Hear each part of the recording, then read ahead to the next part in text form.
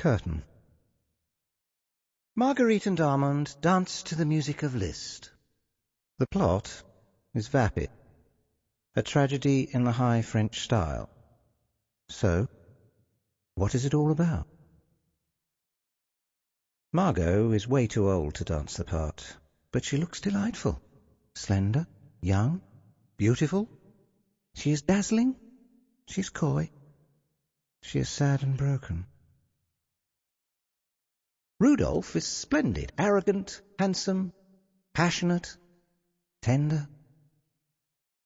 But no, it isn't that. The story is sentimental, guaranteed to jerk a tear or two. But no, it isn't that. There is a girl. She embodies all the beauty, all the frailty, all the hopes, the sadness, all the small struggling steps towards some distant light, all the poetry in the trying, and the poetry in the failure, and all the magic that lights that poetry. There is a shining diamond star, a glittering whirl of a dance, a bleak shadow thrown from the shutters of fate, and a slow slide down into darkness. Was it that slide from the bright flame of youth to the early gutter of darkness? There is an amazingly handsome boy, strong, supple, his body radiant with the light of a god. He is the arrogant youth. He is the scurrying seeker after hedonistic pleasure. And then he is suddenly the tender lover. The radiance turned to something softer and more strong, as it holds aloft the last moments of the fading soul of the shriveled girl. Was it that defiant gesture of a soul seeking to strike a blow against fate, seeking to drag back the girl from the jaws of death like some legendary character from the past when such things were possible? Was it that signal from the past digging us in the ribs saying, "Go on, you can do it"? What was it? There is something there, tugging at you, tearing at you with razor claws. And then the curtain comes down. There is a moment of stunned silence. Then suddenly there is a roar like an avalanche. It starts somewhere over to my left, and then it is everywhere like a forest fire, crackling, thundering, rushing about the whole auditorium. Everyone is on their feet, on their seats, shouting, clapping, roaring at the blank curtain, which suddenly shoots up, revealing the room with the characters standing neatly and silently. Roles are reversed. The cast stand watching the performance from the crowd.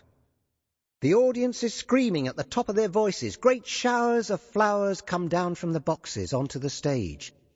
The lights are up. The seats are dark, gorgeous red.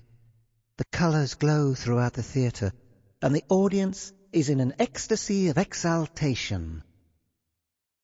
The curtain drops as mayhem reigns throughout the theatre, and then shoots up again, revealing just 4 sombre-looking characters lined up at the front of the stage. 2 18th-century periwigged footmen carry 2 enormous bouquets to the centre of the stage, where they are placed in their opulent glory. The cast bow and curtsy sedately. The curtain comes down again. Half the audience are laughing and gleefully clapping, eyes glittering and sparkling. Half the audience are clutching handkerchiefs, tears streaming down their faces.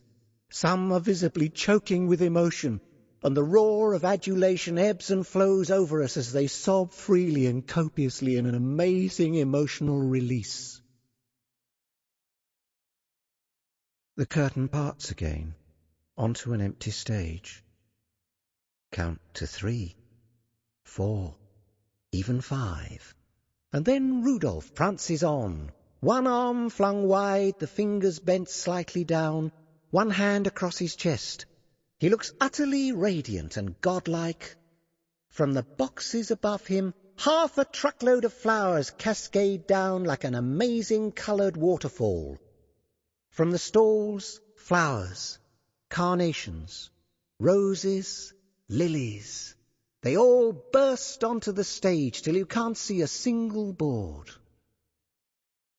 Rudolph bends, picks up a single red rose, kisses it, and presents it to the audience like a torch. The curtain closes. The curtain parts again onto an empty stage. Count to 3, 4, 5, even 6. After all, she's the girl. She curtsies down into a small, lost little creature, and as she huddles there on the floor, the flowers rain down on her head and shoulders. There are so many they threaten to bury her in the multicoloured pile. She raises her head, she spreads wide her arms, the roses tumble off her, the carnations fall out of her hair. She gathers a great swathe of flowers and heaps them up over her head till they tumble back down around her, and the curtain falls. The audience is now the orchestra. We start the sequence at the back, in the gods. Fingers whacking into the palm of the hand. The sound is a solid, heavy whack. 2 of us, then 3, then 10, then 50, all in time. 1 whack a second. The sound thuds to the roof like gunshots. Then 100. Then the stalls take up the measured rhythm until the whole house is clapping in time. The sound threatens to explode the building. Every face is fixed, facing the centre of the curtain. A hand reaches out, pulls the curtain slightly aside. The clapping erupts into chaos as Rudolph walks out onto the tiny space of stage in front of the curtain, flings out his right arm, and ushers Margot before us. They stand, just the 2 of them, before an audience of emotional, hysterical people, half at the heights of a druglist-induced hysteria of joy, and half in the chaotic corridors of dark demons breaking up the soul as they clutch at seat backs to steady some small part of themselves as they seem to be breaking apart. The curtain closes. We start the steady rhythmic clapping. First 2 of us, then 10, then 20, and the whole house is clapping once again in unison, like cannon shots echoing around the walls. Bang, bang, bang, till that small hand pulls aside the curtain again. And once more, Rudolph and Margot stand looking up at what must be an utterly bewildering scene of human beings who have pushed themselves over the edge. I creep out to the washroom and lock myself in. I kneel on the floor, my head and hands on the seat, and burst into floods of tears. This is what art is all about, the adulation, the tears, the excitement, the joy, the noise, the flowers, the sheer beauty of it all, and the sheer terror of the soul ripped bare. But above all, the performance made as good as it can be, followed by the crowd bellowing for your soul. Anne and I walk into the cool night air. She is hugging my arm with both her hands, burrowing her head into my shoulder. We are walking through a magic world. We are walking through roses. We are walking through the city we own.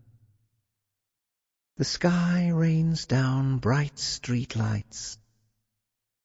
The lights hide bright stars that have come so many million light years to light our way home, as the music plays, as the crowd roars, as Rudolph and Margot slip through a sad and beautiful world, and we float over the pavements to a tiny room on the 3rd floor in Notting Hill, where a street lamp showers speckled light through a curtain of leaves, and the light falls like flowers on 2 small people hugging and kissing at the bottom of the steps.